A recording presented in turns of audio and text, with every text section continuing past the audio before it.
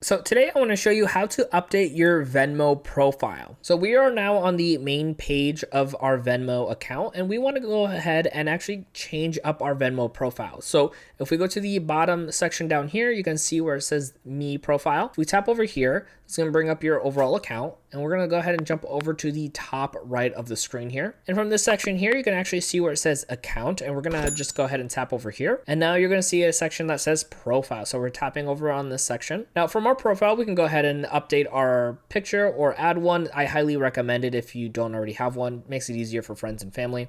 Go ahead and you can see your first and last name. You can actually change your username from here, as well as you can change your email address. And you can see right over here, you can only be paid using your username, email, or phone number. So once everything looks good and you've made any changes, you can click on the save button and you are all good to go when it comes to updating your Venmo profile. Now I want you to learn how to add Venmo to your Amazon account. So check out my video right over here on screen to learn exactly how to do that.